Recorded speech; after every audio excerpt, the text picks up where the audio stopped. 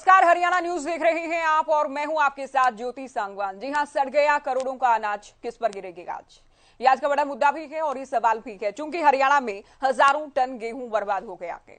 अब गेहूं बर्बाद हुआ के तो विपक्ष को सरकार को घेरने का मौका मिला के विपक्ष बार बार ये आरोप लगा रहा है कि ये केवल लापरवाही या केवल गड़बड़ी नहीं, बल्कि ये बड़ा घोटाला है।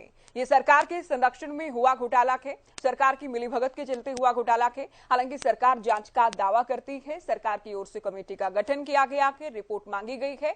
तो इन आरोपों और दावों के बीच सवाल ये कि जांच की आंच कब और कहां तक कैसे पहुंचेगी, किस तरह का एक्शन होगा, किस पर गाज गिरेगी, चर्चा हम करेंगे। पहले रिपोर्ट आप देखिए।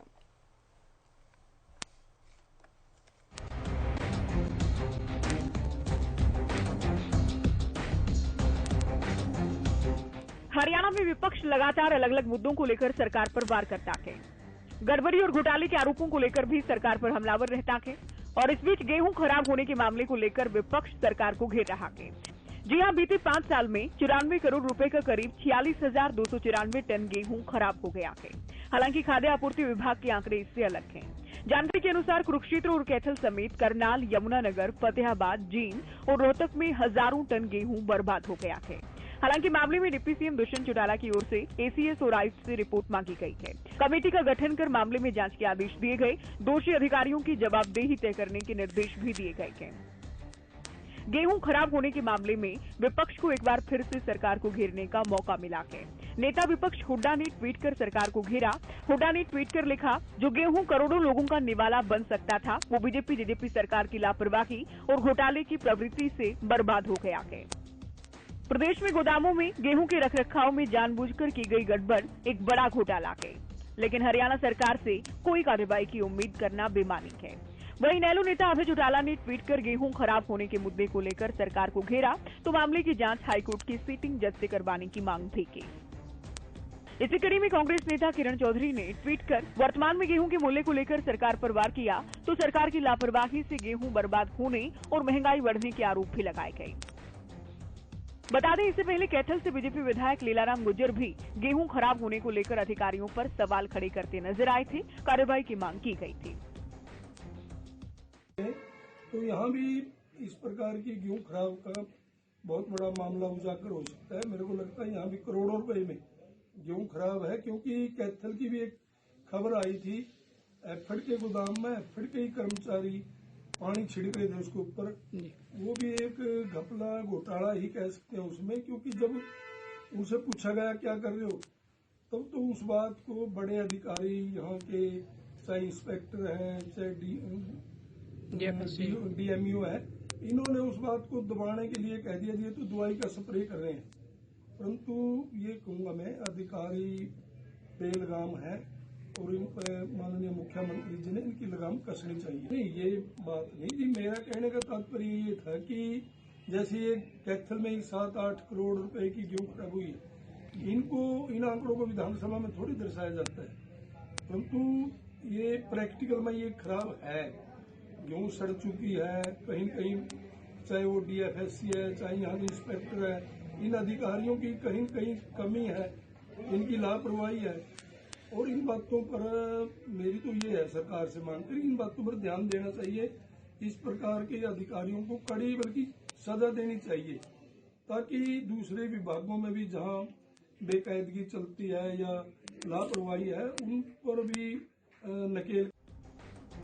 बता दें, गोदामों से गेहूं को चोरी छिपे बेचने के आरोप लगते आए हैं। अब भी विपक्ष ये आरोप लगाता है कि बेहतर गुणवत्ता के गेहूं को बेचा गया, मात्रा को पूरा करने के लिए बोरियों पर पानी डलवाया गया, जिससे वजन तो बढ़ा लेकिन गेहूं सड़ गया। हालांकि कई बार गेहूं को न ढकने या बरसात में गेहूं भीगने की खबरें भी सामने आती हैं। सरकार का जांच का दावा है तो किसान संगठन और विपक्ष इसे सरकार के संरक्षण और सांठगांठ से हुआ घोटाला करार दे रहे हैं।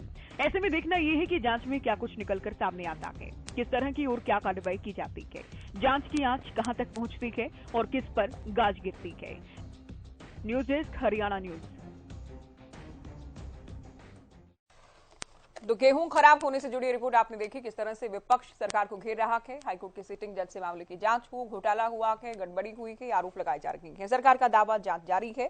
जो दोषी अधिकारी भी अगर पाए जाते हैं तो उन्हें भी बख्शा नहीं जाएगा, रिपोर्ट मांगी गई है। हम चर्चा करते हैं, एक खास पैनल हमारे साथ जुड़ गया है। हरियाणा बीजेपी से प्रवक्ता प्रवीण अत्री जी जुड़ गए हैं, कांग्रेस प्रवक्ता केवल ढींगरा जी हैं, जेजेपी प्रवक्ता दीप कमल साहरण जी हमारे साथ जुड़े हैं, इनेलो प्रवक्ता ओंकार सिंह जी हैं, साथ ही राजनीतिक विश्लेषक योगेश कौशिक जी हमारे साथ जुड़ गए हैं। सभी का स्वागत है चर्चा में। शुरुआत अत्री साहब आपसे।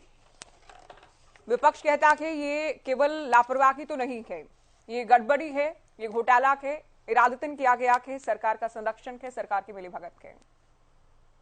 देखिए ऐसा है ज्योति जी, जहां तक विपक्ष की बात है, विपक्ष तो सुविधा की राजनीति करने में मशगूल है। विपक्ष के जितने नेताओं के बयान आए हैं, अगर आप उन सबके बयानों को देखेंगे तो सबके बयान अलग हैं। कोई कह रहा है कि साहब ये तो घोटाला हो गया, कोई कह रहा है कि ये तो लापरवाही से अनाज बर्बाद हो गया। देखिए ये बात तो सही है कि अनाज बर्बाद हुआ और स्वाभाविक है लापरवाही से हुआ। सरकार ने बाकायदा 3 सदस्यीय कमेटी गठित कर दी है जो जांच कर रही है। जांच करके जो भी लोग जिम्मेवार है, किनकी लापरवाही है, किनकी लापरवाही से अनाज बर्बाद हुआ है, उस जब जांच सामने आ जाएगी तो उनके खिलाफ कार्रवाई होगी। लेकिन जहां तक विपक्ष का सवाल है, देखिए हमें इस विषय को थोड़ा सा समझना पड़ेगा। हरियाणा प्रदेश की अगर मैं बात करता हूं, क्योंकि हरियाणा प्रदेश आपको पता है लगभग 52 साल हो गए हैं जब देश में हरित क्रांति आई। किसान भाइयों ने अपने मेहनत से जिस तरह से अन्न उत्पादन के अंदर देश को आत्मनिर्भर बनाया, वो एक नजीर है। और उस 52 साल के अंदर, क्योंकि हरियाणा की मैं बात करता हूँ, 1966 में लगभग 3 लाख मीट्रिक टन खाद्यान्न हरियाणा में पैदा होता था, जो अब लगभग 18.5 लाख मीट्रिक टन के करीब हो गया है।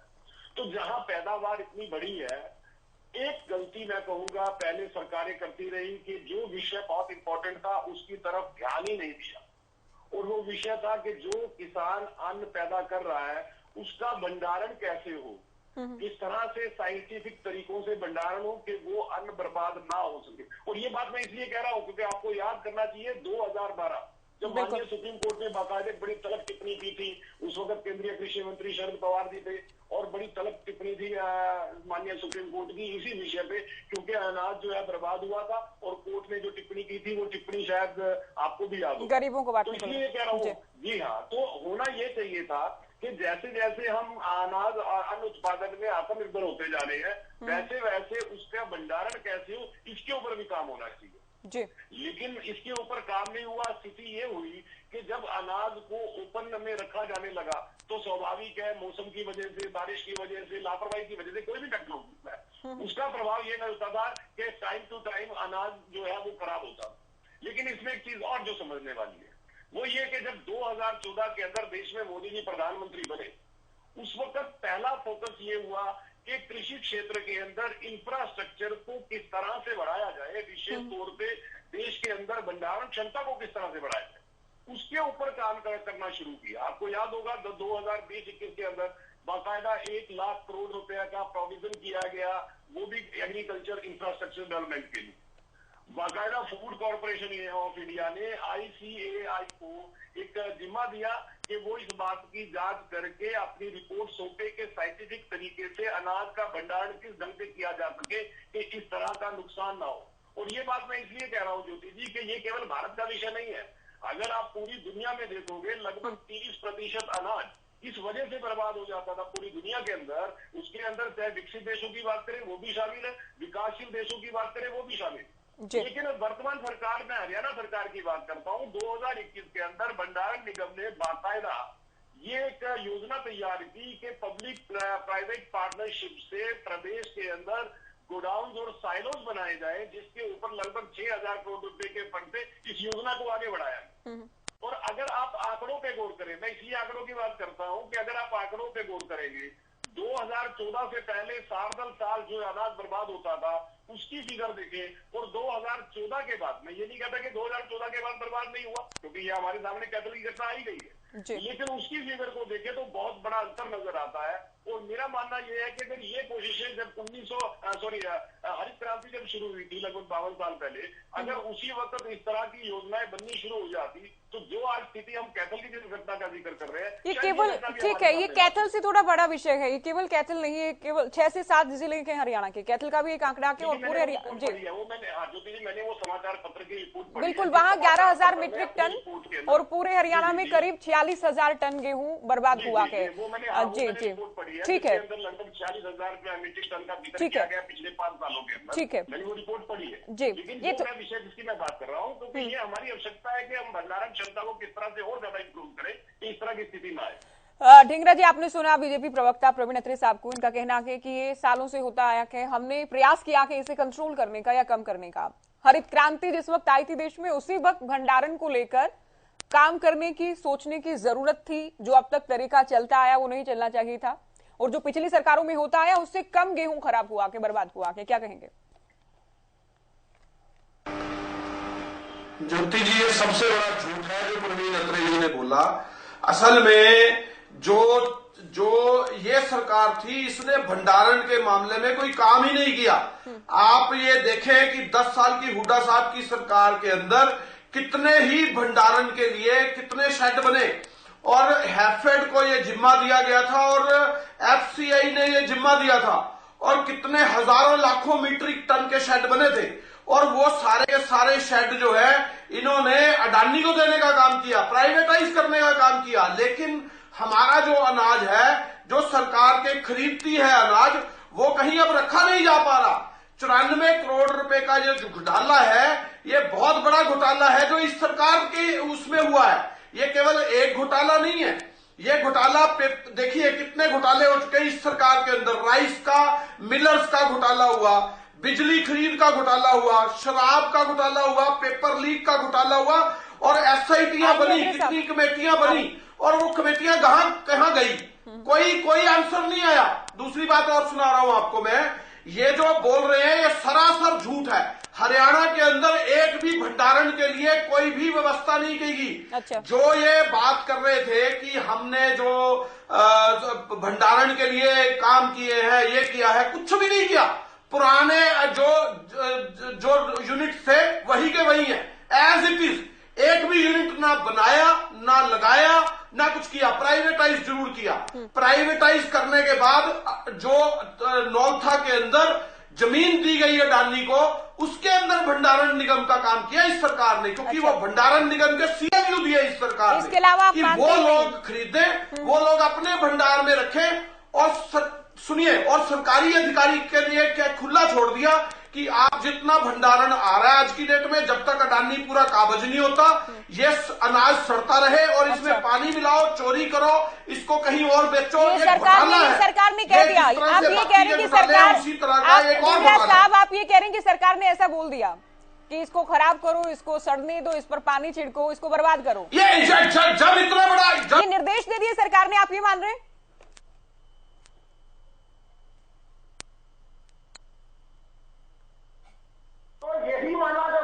चलिए, आपकी आवाज नहीं मिल रही अत्रे साहब को। अत्रे साहब की सरकार के रहते हुए, उसके बाद दूसरे प्रवक्ताओं को जोड़ेंगे, ओपनिंग स्टेटमेंट हमें लेनी है। ठीक है ढींगरा साहब, बहुत जल्दी। प्रवीण अत्रे जी,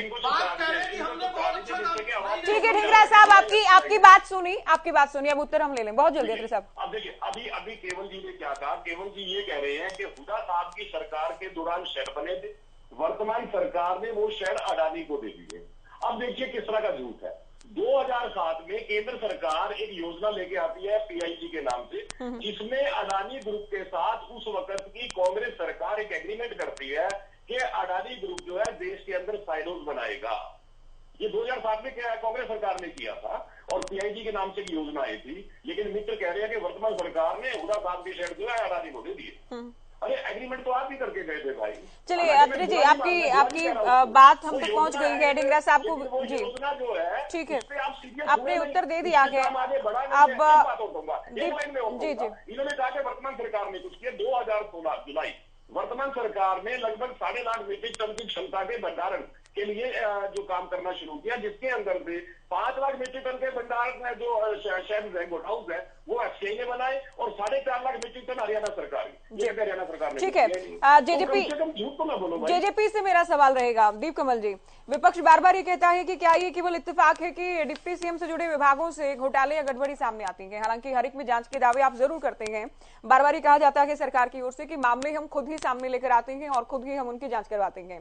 लेकिन अब एक और मामला जिसको घोटाले का नाम दिया जा रहा है, विपक्ष ये कहता है कि ये केवल 94 करोड़ का नहीं बल्कि इससे अधिक बड़ा घोटाला ये हो सकता है अगर मामले की गंभीरता से जांच करवाई जाए, हाईकोर्ट की सिटिंग जैसे मामले की जांच हो।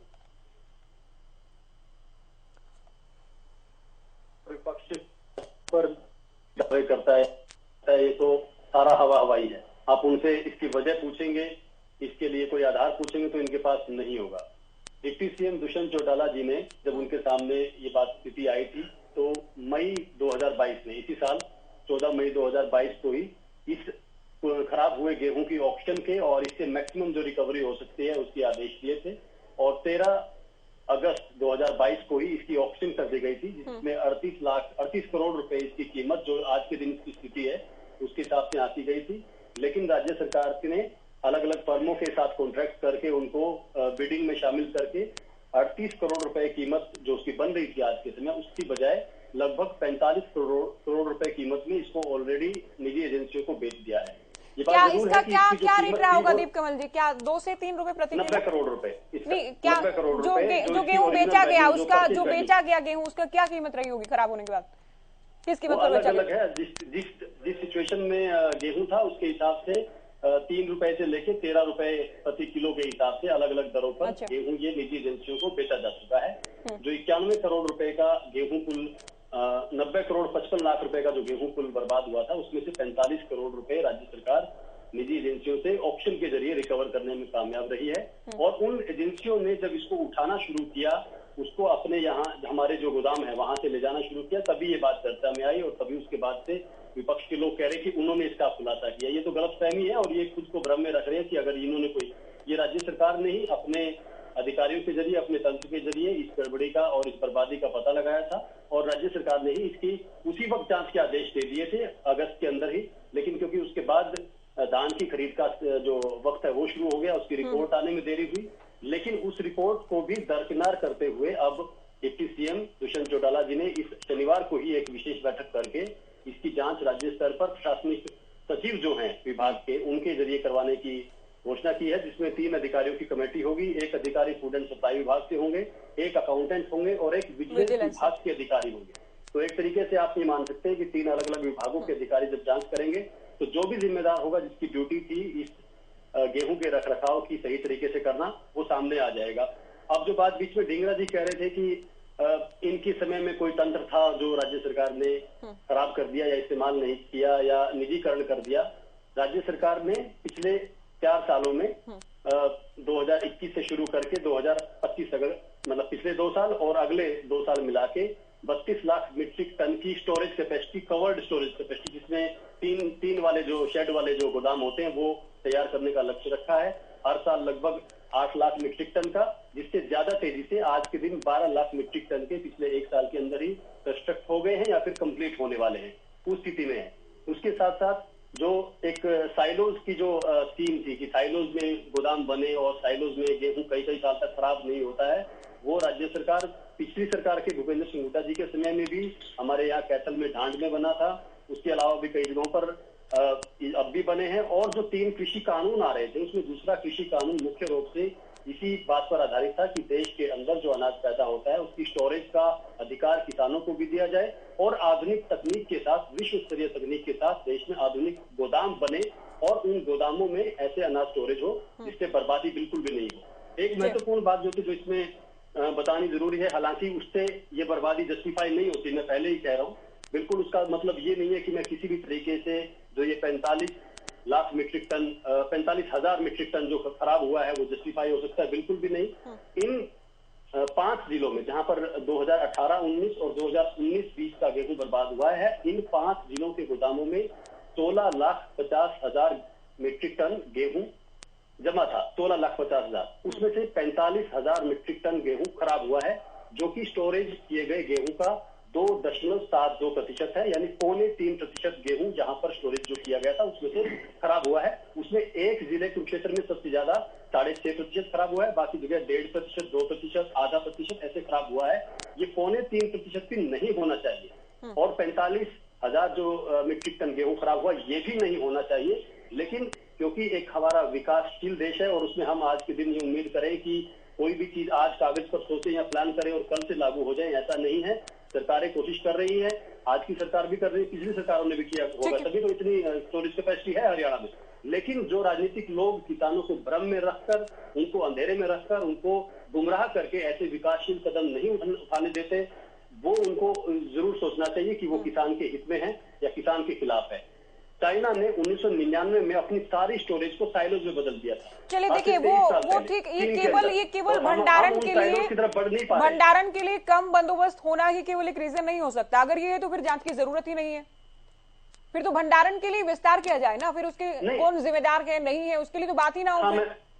मैं उसका भी और जिसको आप 3 से 4% देखते हैं, वो एक आंकड़ा ये कहता है कि 92 लाख लोगों को हर महीने 5-5 किलो फ्री गेहूं मिल सकता था। उसको आप 2% देख लीजिए, 3 देख लीजिए, 4 कह दीजिए। देखिए, वो तो एक ठीक है, कैलकुलेशन पेपर पर उस हिसाब से दिखती है और वो भी महत्वपूर्ण है, मैं उसको कम महत्वपूर्ण नहीं बता रहा हूँ। लेकिन जो स्टोरेज रहती है वो 2 तरीके की स्टोरेज होती है। एक होती है कवर्ड स्टोरेज, जिसमें शेड वाले गोदाम होते हैं, पक्के गोदाम होते हैं, और दूसरी स्टोरेज होती है जिसमें लकड़ी का बेस बनाकर उसके ऊपर बोरियां रखी जाती है और उनके ऊपर तिरपाल ढकी जाती है। ये ओपन स्टोरेज होती है। जो ओपन स्टोरेज होती है उसके अनाज, इस पर हम विस्तार से बात करेंगे। इस पर हम विस्तार से बात करेंगे, क्या हो सकता था, क्या होना चाहिए, क्या कर सकती है सरकार, क्या नहीं किया सरकार ने। जी जल्दी। सिर्फ एक बात के साथ अपनी बात खत्म कर रहा हूँ, वो ये है कि हमारे हरियाणा में 113 लाख मीट्रिक टन की स्टोरेज कवर्ड है, छत वाली है, और 19 लाख मीट्रिक टन की स्टोरेज ओपन है, बिना छत की है, जो कि खुले मैदान में होती है। लेकिन इस साल अप्रैल में जो गेहूं आया, उसकी एक बोरी भी ओपन जो स्टोरेज है, जो बिना छत की स्टोरेज है, उसके अंदर नहीं है। इस साल अप्रैल से गेहूं सारा का सारा छत वाले गोदाम, शेड वाले गोदाम के अंदर है। ये जो गेहूं खराब हुआ है, ये पिछले सालों का है, जबकि इस तरफ हम नहीं बढ़ पाए थे। उसके बाद कोरोना का 1-1.5 साल था, जो कंस्ट्रक्शन थी। चलिए, इनेलो प्रवक्ता भी इंतजार कर रहे हैं। अब कोई भी नया गेहूं खुले में नहीं जा रहा है। ओंकार सिंह जी, ये तो हो गया पिछले सालों में जो हुआ। अब जेजेपी और बीजेपी भी, हालांकि आपने सुना सबसे पहले अत्रे साहब को ही कि पिछले सालों के मुकाबले तो कम है, पिछली सरकारों के मुकाबले। जेजेपी अब कहती है कि भंडारण से जुड़े इंतजाम अब इतने किए गए हैं कि इस साल से आगे जो आंकड़े आएंगे कम से कम इतने नहीं होंगे, या फिर जो गेहूं सड़ता के, अनाज सड़ता के, उसे रोका जा सकेगा।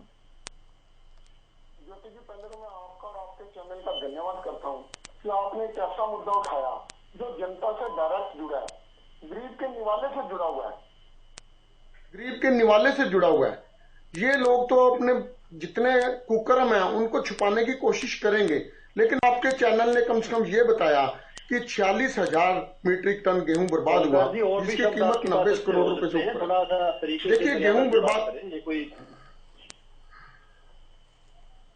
सरकार की तरफ से लापरवाही है। ज्योति जी, मैं इनके बीच में बोला था, उसके लिए आप थोड़ा सा सभ्य तरीके से भी उस कमी को बता सकते हैं।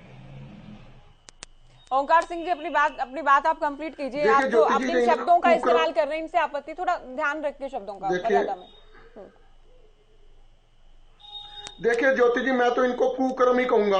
अगर सही काम नहीं है तो उसको कुकर्म कहने में इनको क्या दिक्कत है? अपने टाइम में बोल लेना आप मेरे बारे में जो बोलना। विश्वास हो जाएगा कि आपकी पार्टी ऐसी ही है। कोई बात, आप मेरी चिंता न कीजिए। डिबेट का स्तर नीचा करना आता है, राजनीति का स्तर नीचा करना आता है, और लोगों को तसल्ली हो जाएगी।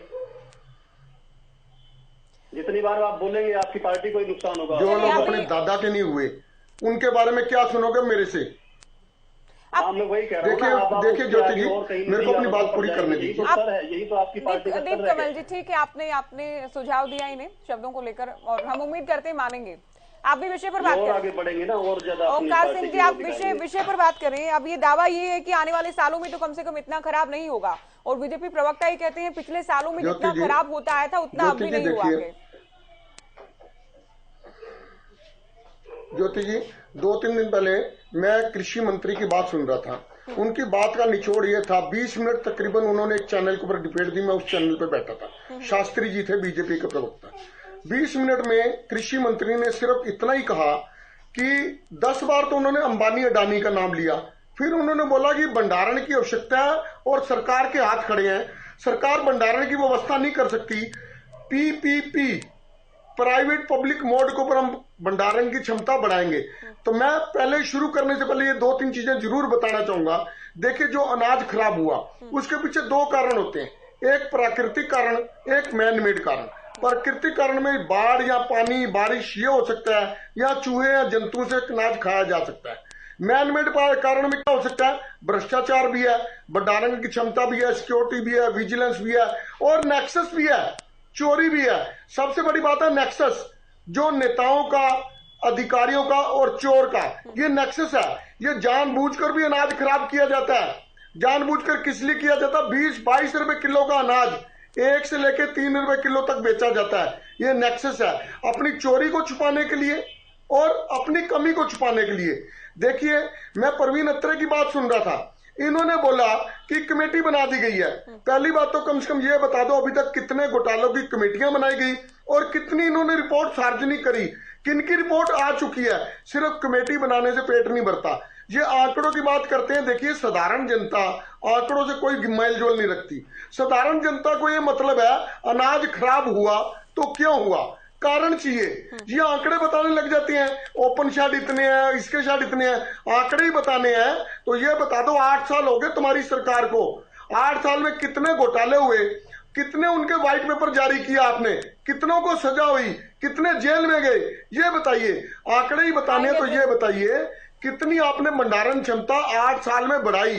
ये अभी जो जेजेपी के प्रवक्ता, जिनकी अपनी पार्टी के मिजाज ये है कि अपने दादा के नहीं हुए दूसरे के क्या होंगे, ये कहते हैं 3 साल में आगे बनाए जाएंगे।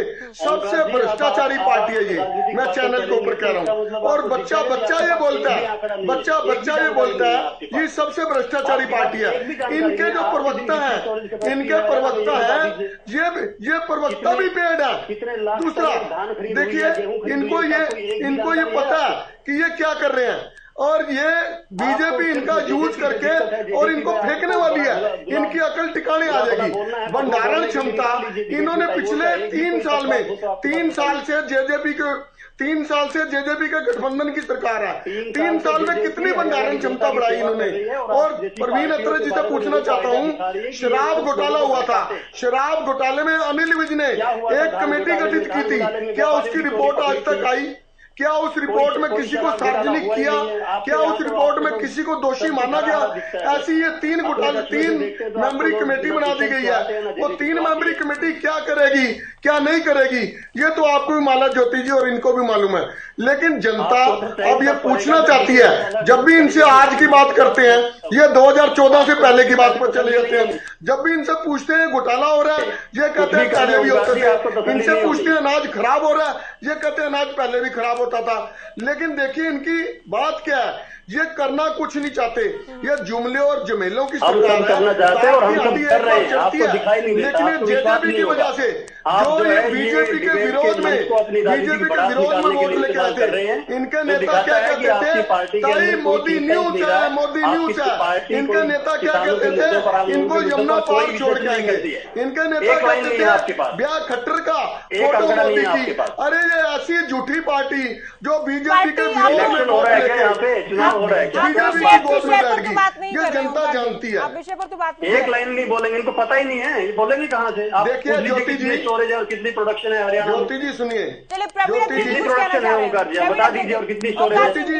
ओंकार सिंह जी अभी आप सुनिए, ज्योति जी पहले आप सुनिए, अभी आप सुनिए। देखिए ऐसा ज्योति जी, अभी देखिए मैं भी बोलूंगा, वो भी बोलेंगे, जिसने सुनना सुन लेगा। अगर आप उनको नहीं रोक सकते तो मेरे को कैसे रोकते हो? आपने ज्योति जी उनको कैसे नहीं रोका? अरे गंदी जुमले और जुमेलों की सरकार भ्रष्टाचारी सरकार है। इनको रोको ज्योति, इनको रोको जरा एक बार। देखिए ऐसा है, ओंकार जी ने शुरुआती जो बातें कही, हालांकि फ्रस्ट्रेशन दिख रही थी, बात हम यहाँ पे अनाज और भंडारण की कर रहे हैं। वो कहते हैं गठबंधन टूट जाएगा, छोड़ देंगे, भगा देंगे, वगैरह वगैरह। ये कहते हैं कि साहब इस सरकार के कुकर्म देखिए और नेताओं, अधिकारियों और चोरों का नेक्सस देखिए। जो ये लगभग जो आंकड़ा दिया जा रहा है 30-34 हजार मीट्रिक टन अनाज खराब। अगर मैं इनकी बात पे जाऊं तो इनके कुकर्मों का हिसाब कैसे होगा जब इनकी सरकार थी? अगर आप फिगर सुनेंगे ज्योति जी हैरान हो जाएंगे।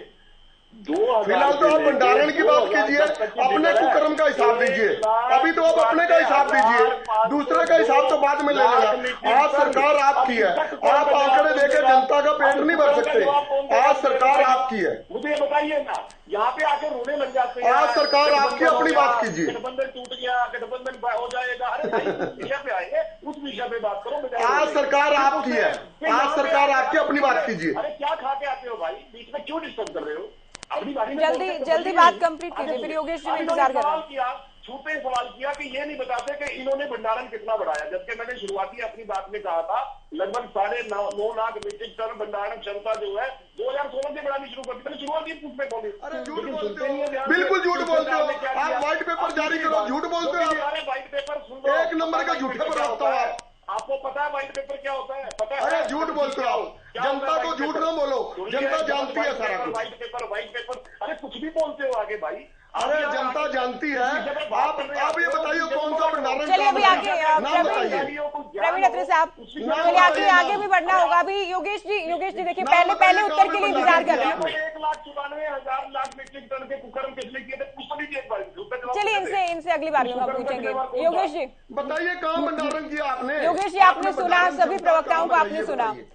सीधे नुकसान तो ठीक है, नुकसान तो गरीब और जरूरतमंद जनता का है। और गेहूं अगर सड़ेगा तो जाहिर है महंगाई भी इससे बड़ी होगी। विपक्षी कहता है कि सरकार की लापरवाही, गड़बड़ी, सरकार और अधिकारियों की मिलीभगत और संरक्षण के चलते ये बहुत बड़ा घोटाला हुआ कि अगर इसकी गहनता से जांच हो। हालांकि सरकार इन तमाम आरोपों को खारिज करती है, जांच का दावा जरूर करते हैं। देखिए, प्रवीण जी ने जो बात कही है वो उनके आंकड़ों से मैं सहमत हूँ। जो सारन जी ने कही है उनके आंकड़ों से मैं सहमत हूँ।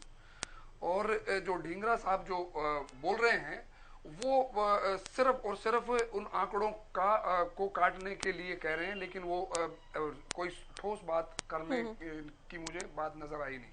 ठीक है, अब कहानी हमें कहीं और से शुरू करनी चाहिए अगर हम कोई सीरियस डिबेट कर रहे हैं तो।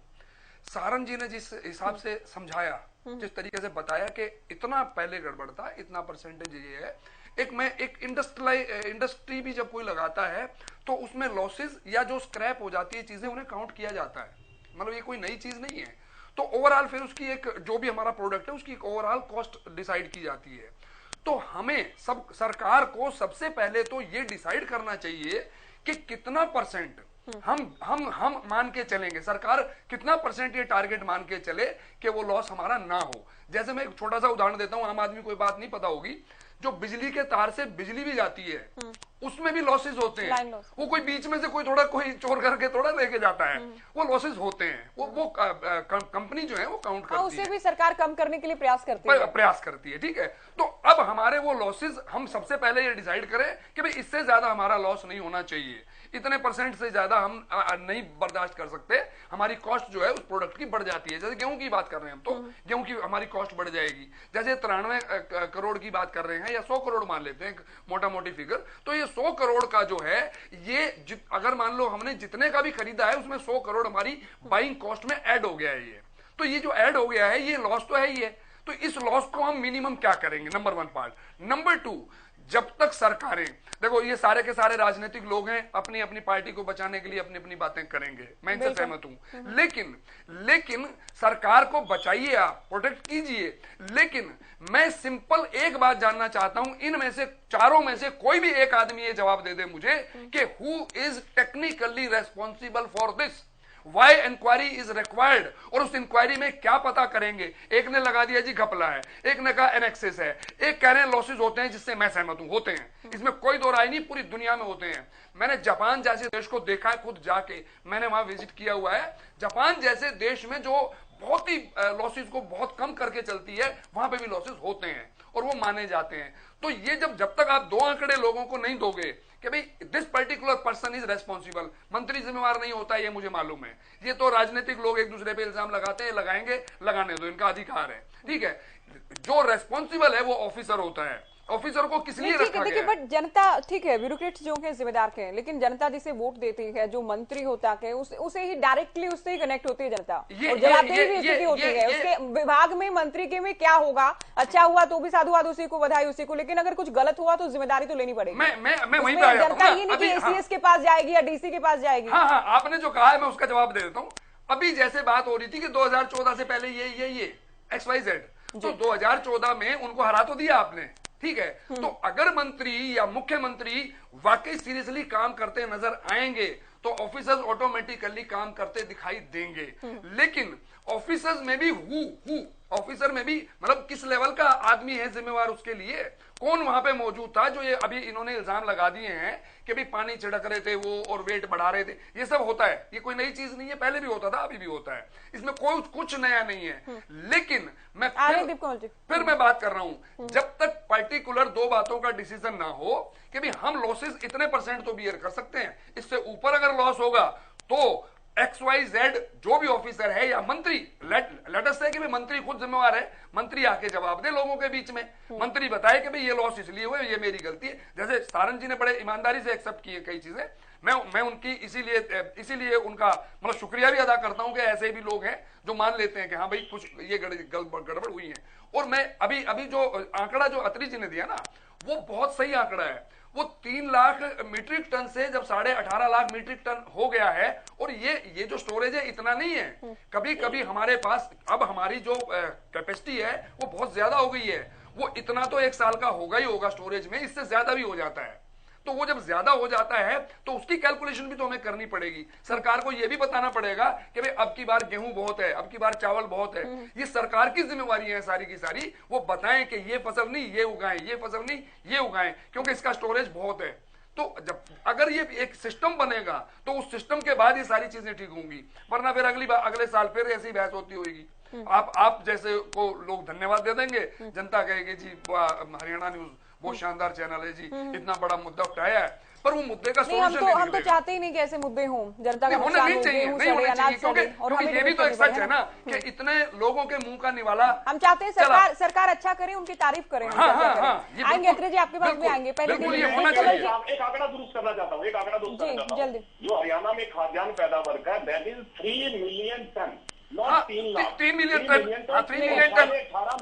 3 मिलियन टन आपने बोला था, वो 18 मिलियन टन हो गया, 18.5 मिलियन टन। मैं उससे सहमत हूँ, बिल्कुल ठीक कह रहे हो आप। वो बातें जो कह रहे हैं वो ठीक हैं। और अभी एक चीज और भी है, जब तक हम लोगों को, अपने किसानों को एजुकेट करके नहीं बताएंगे कि भाई अब ये चीज नहीं ये उगा लो, ये चीज नहीं ये उगा लो, तब तक हमारी सरकार थोड़ा बहुत तो प्रयास करती है, बढ़ावा भी दिया जाता है कुछ, लेकिन सफिशिएंट नहीं है ना, तभी तो ये प्रॉब्लम आती है। बिल्कुल। कभी कुछ मैं छोटा सा उदाहरण देता हूँ। एक बार प्याज के दाम 100 रुपए किलो हो जाते हैं और एक बार प्याज जो है वो रोड पे फेंकनी पड़ती है। सेम टमाटर के साथ भी होता है और आलू के साथ भी होता है। ये इसीलिए होता है कि हम किसानों को प्रॉपरली एजुकेट नहीं कर पाए या कर पाते हैं। लेकिन ठीक है, ये एक नजरिया हो सकता है और ये बिल्कुल एक डायरेक्शन भी हो सकती है डिबेट की, कि ऐसा है कि बहुत ज्यादा हो जाए, भंडारण सही से ना हो, और एक लॉस हम ये डिसाइड कर लें कि इतना नुकसान तो होगा, एक सीमा तय कर ली जाए। लेकिन दीप कमल जी, क्या ये केवल एक नुकसान है जो कि अगर इतना भंडारण किया के तो उतना प्रतिशत हो ही सकता है? ऐसा कोई गणित लगाया जा सकता है? या फिर कोई गड़बड़ी ऐसी हो सकती है, क्योंकि आरोप तो ये है कि जो अच्छी गुणवत्ता वाला गेहूं था उसे बेच दिया गया और जो खराब, उस पे वजन चूंकि बराबर करने के लिए पानी डाला गया, फिर वो खराब हुआ, फिर उसके बाद क्या जैसे तैसे होने पौने दाम में उसे बेच दिया गया निजी एजेंसियों को। देखिए, 2 चीजें तो इससे पहले जो आई बीच में, योगेश जी ने 2 से रिलेटेड और एक साथ में कि ये तय हो जाना चाहिए कि इसके लिए जिम्मेदार अधिकारी कौन है। मैं उस पर ही बात जोड़ना चाह रहा था। जो अब जांच प्रशासनिक सचिव के स्तर की उप मुख्यमंत्री की है, जिसपे 3 अधिकारियों में एक फूड एंड सप्लाई का, एक अकाउंटेंट और एक विजिलेंस, उसको 30 दिन के अंदर अपनी रिपोर्ट देनी है 5 जिलों से संबंधित। इसमें 4 जिलों से संबंधित फतेहाबाद जिले की, वहां की जो रिपोर्ट है उसी को ही सही माना गया है, क्योंकि वहां की रिपोर्ट किसी हिसाब से ठीक लगी और बहुत कम लॉस था वहां पे। अब जिम्मेदारी किसकी है? ये फूड एंड सप्लाई विभाग के और जो हमारे वेयर हाउसेज हैं उनके नियमों के अंदर ये चीज पहले से लिखी है कि उसके अंदर जितना नुकसान होगा वो 5 अधिकारियों से रिकवर किया जाएगा। 5 अधिकारियों पर उसकी जिम्मेदारी डाली जाएगी, चाहे वो पैसे में रिकवर किया जाए या उनको और कोई और पनिशमेंट देकर किया जाए। उसमें sub inspector food and supply का, इंस्पेक्टर फूड एंड सप्लाई का, असिस्टेंट एफएसओ, डीएफएसओ और डीएफएसटी, जिला स्तर के ये 5 अधिकारी हैं। इन 5 पर उसकी जिम्मेदारी रहेगी, उनसे रिकवरी की जाएगी और उन्हीं को उसकी सजा दी जाएगी लॉस उनकी जहां पर हुआ है। दूसरी चीज जो स्टोरेज से संबंधित थी, वो हरियाणा में कैपेसिटी इस वक्त है। मैं रोकूंगी आपको, योगेश जी कुछ ऐड करना चाह रहे हैं इसी बात में, आप कुछ ऐड करना चाह रहे हैं? कहना चाह रहा हूँ, आपने आपके उसमें और है प्रावधान है कि इन लोगों की जिम्मेवारी है, लेकिन आज तक का मैं कह रहा हूं, अपनी सरकार की सिर्फ बात मत करना कि हमने ये किया या उसने ये किया। मैं कह रहा हूं आज तक कौन ऑफिसर ऐसा है जिसने आज तक पैसे जमा करा दी हूं? कोई एक का नाम बता दो मुझे। हाँ, ये किसी भी डिपार्टमेंट में जो जिम्मेदारी ली गई हो, ये जरूर कमजोर रहा होगा, ये जरूर कमजोर रहा होगा। किसी सरकार, कोई सरकार नहीं करा पाई। हाँ, तभी इतने करोड़ों रुपए का नगर, मान लीजिए 4 जिलों में या 5 जिलों में 5-5 के हिसाब से 25 अधिकारी भी जिम्मेदार हुए और उन्होंने 50 करोड़ का नुकसान राज्य सरकार का किया है। तो हर एक केस में 2 करोड़ रुपए है। अगर ऐसी मॉनिटरी उनके ऊपर पनिशमेंट अब तक लगी होती तो ये 2-2 करोड़ रुपए का एक अधिकारी जो नुकसान जो उसके हिस्से आ रहा है वो करता नहीं, कोई जेब से भरने की क्षमता नहीं रखता है इस हिसाब से। तो यानी कि इस बारे में इतिहास नहीं रहा होगा। दूसरी बात, 132 लाख मीट्रिक टन की हमारी स्टोरेज कैपेसिटी है कुल मिलाकर, जिसमें से 113 लाख मीट्रिक टन है कवर्ड छत वाला और 19 लाख मीट्रिक टन है ओपन में। इन 19 lakh metric ton open storage को खत्म करने के लिए राज्य सरकार ने 31 लाख मीट्रिक टन के नए गोदाम बनाने का लक्ष्य 4 साल के लिए रखा है। जैसे मैं बता रहा था आपको, 19 लाख भी खत्म हो जाएगा और इसके अलावा 12 लाख की नई हो जाएगी।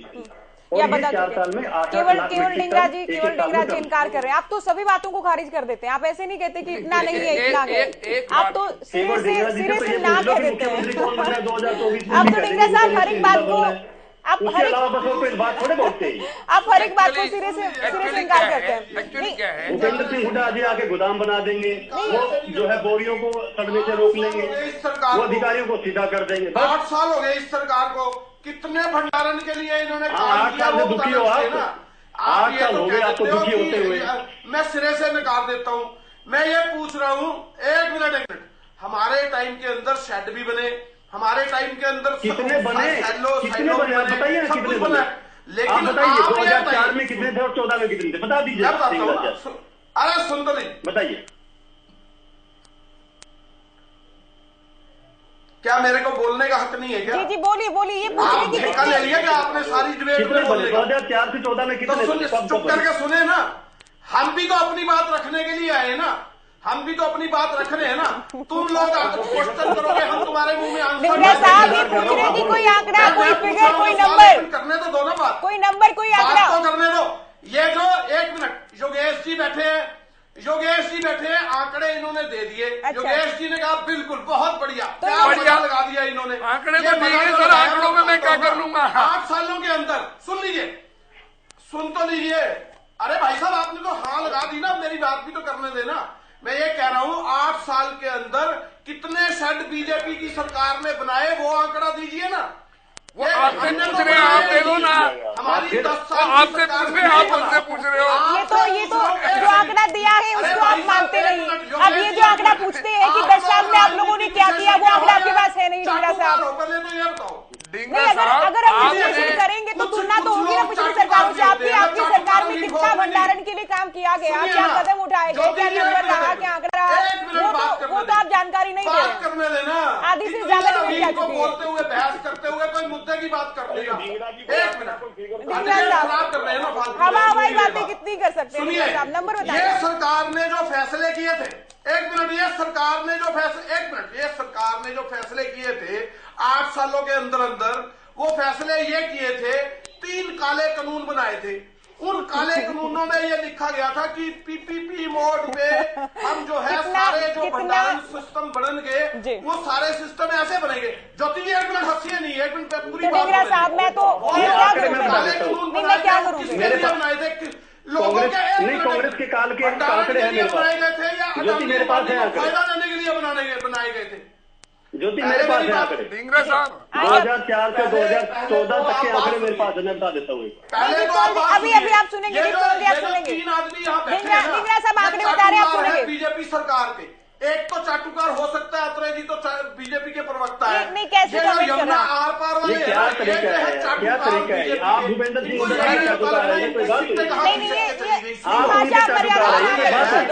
इस समय सरकार चल रही है स्टेट के अंदर, उसमें बीजेपी और जेजेपी दोनों हाथों से प्रदेश को लूट रही है।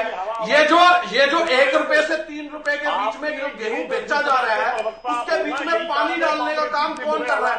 3 अधिकारियों की कमेटियां बनी है। राइस घोटाले में कितनी कमेटियां बनी थी और उस कमेटियों के अंदर कितना बड़ा घोटाला हुआ था, वो भी सोचने की बात है। एक मिलर से क्या क्या घोटाले। चलिए ये सवाल समझ पाई जो मैंने समझा है, ये सवाल की बस एक मिनट जल्दी 10 सेकंड ज्योति जल्दी। हाँ ज्योति बस 1 मिनट। जैसे ना एक ढींगरा जी 1 सेकंड बस मैं आपके आंकड़े दे रहा हूँ। ढींगरा जी आप वाला काम मैं कर रहा हूँ आप वाला काम रुको। मैं आंकड़े अपने घर से थोड़ा लेके आया हूँ। आंकड़े तो ये लोग दे रहे हैं, आप उनको मना करते हो। आप बताओ कि ये आंकड़े गलत है, सही आंकड़े ये है। आपको किसी के आंकड़े पसंद नहीं आए, लेकिन अपने आंकड़े भी नहीं। अपने आंकड़े तो दे दो, आप अपने आंकड़े दीजिए, मैं आपके भी हाँ कर दूंगा अगर सही होंगे तो। फिर आप बताइए कांग्रेस के टाइम की ये जो कह रहे हैं, कांग्रेस के टाइम में इतने बने थे, वो जो आप सही बताएंगे तो मैं उसको भी हाँ करूंगा। चलिए एक बार फिर से विषय पर आते हुए, गेहूं खराब हुआ के नुकसान पूरे प्रदेश का ही नुकसान है। और देखिए अत्रे साहब, सवाल ये जो ढींगरा साहब की ओर से पूछा गया, जो मुझे बिल्कुल ठीक लगा कि कमेटी तो बहुत बार पहले भी गठित की गई ना, कहाँ उनकी रिपोर्ट है, क्या उसके आधार पर कार्रवाई की गई है, क्या कोई ठोस जवाब दिया गया है? मैं आपको वही बता और क्या कैसे यकीन कर लिया जाए कि कमेटी जो रिपोर्ट देगी उसके आधार पर सही दिशा में जांच भी होगी, वो सही दिशा में जांच भी करेगी और सही से एक्शन भी लिया जाएगा? देखिए, इस सवाल के जवाब के साथ साथ मैं जो जवाब दूंगा उसमें योगेश जी ने जो एक थोड़ा बात कही थी उसका भी जवाब आ जाएगा।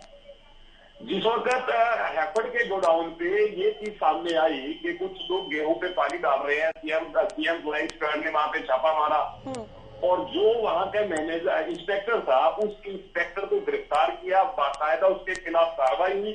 वो मामला अभी तक कोर्ट में है। मेरा केवल ये बात बताने का पर्पज ये है कि हमारे कानून में बहुत से ऐसे प्रोविजन है कि जब मामला कोर्ट में चला जाता है तो कानूनी प्रोविजन की वजह से उसमें समय लग सकता है, क्योंकि वो कोर्ट की प्रोसीडिंग है। जो कोशिश ही कह रहे थे ना कि अभी तक कोई अधिकारी जो है उसकी जेब से पैसे नहीं गए, क्योंकि कानून की पेचीदगियां ऐसी हैं कि जब मामला कोर्ट में जाएगा 1-2 साल उसकी प्रोसीडिंग में लगते हैं, फिर कोर्ट का निर्णय आता है, उसके बाद जो है वो फिक्स होता है कि इस आदमी ने क्या इसको सजा मिलने वाली है। पहली बात तो ये है। दूसरी बात देखिए, यहाँ पे ज्योति जी हमें 2 चीजों को समझना पड़ेगा। सरकार जांच इस बात की करवा रही, क्योंकि कैटल वाले विषय में ये आया कि फूड कॉर्पोरेशन ऑफ इंडिया और गवर्नमेंट ऑफ हरियाणा, क्योंकि फूड सप्लाई डिपार्टमेंट, वो जो गेहूं था वो फूड कॉर्पोरेशन ऑफ इंडिया के गेहूं था जो रखा था फूड एंड सप्लाई की कस्टडी। 6 महीने के लिए वो गेहूं रखा गया था। अब क्या हो रहा है कि अभी एक अधिकारी ये कह रहा है कि साहब 6 महीने के अंदर उठाना था, पर एफसीआई ने नहीं उठाया। एफसीआई के अपने पॉइंट्स है, तो जब जांच होगी उस जांच से ये फिक्स होगा कि ये किसकी लापरवाही है या किसकी गलती है। वो चीजें तो जांच से फिक्स होंगी और जैसी जांच से चीजें फिक्स होंगी तो जो भी जिम्मेवार आदमी है उस पर कार्रवाई हो जाएगी। दीप कमल जी, क्या ये अधिकारी बिना किसी मिलीभगत के, बिना किसी प्रोटेक्शन के, संरक्षण के कर सकते हैं कि अगर ये केवल ज्योति जी दूसरे भी बंदे बैठे हैं, ओंकार ज्योति जी मैं भी बैठा हूँ डिबेट में। चलिए मैं माफी चाहूंगी, आपको काफी देर से वक्त आपकी बात ठीक है, मैं एग्री करती हूँ। चलिए आप 1 मिनट में जी आपको आपने नहीं ओंकार सिंह जी अभी आप कुछ कहना चाह रही इसी टॉपिक पर, ठीक है कहिए। ज्योति जी देखिए, एक बात तो कन्फर्म है, नुकसान हुआ जी, ये तो कन्फर्म है, नुकसान हुआ। और मेरे भाई जेजेपी के प्रवक्ता ने बोला कि जिम्मेवारी फिक्स है 5 बंदों की, सब इंस्पेक्टर, सुपरवाइजर, डीएफएसओ और डीएफएससी, जिम्मेवारी फिक्स है। नुकसान हुआ और हुआ उनकी गलती से, इनको यह भी नजर आ रहा नुकसान हुआ, जिम्मेवारी फिक्स है। फिर कार्रवाई क्यों और कमेटी किस चीज की? क्या कार्रवाई के लिए किसी पंडित की इन्होंने मुहूर्त निकलवाना है? अगर निकलवाना तो जनता हित में मैं पंडित ला सकता हूं, बताइए कौन सा लाना है? ये तो बताएं, कार्रवाई कमेटी किस चीज की, किस चीज की कमेटी बना रहे, क्या देगी जवाब? 30 दिन में क्या बताएगी कमेटी? एक नुकसान हो गया, जिम्मेवारी कागजों में फिक्स पड़ी है, तो नुकसान की भरपाई कब करवाएंगे ये? और देखिए जो इससे पहले भी ओंकार सिंह जी और विश्लेषक मेरे भाई योगेश जी ने बहुत बढ़िया बात करी, योगेश जी ने बहुत बढ़िया बात कही। इन्होंने बोला कि अभी तक कितने बंदों से नुकसान की भरपाई हुई, ये भी बता दें 8 साल में कोई। ये तो अच्छा, इससे पहले वाली डिबेट में जेजेपी के प्रवक्ता बैठे थे और वो क्या बोल रहे थे कि ये जो गेहूं है वो 5 साल 3 साल से ज्यादा पुराना है।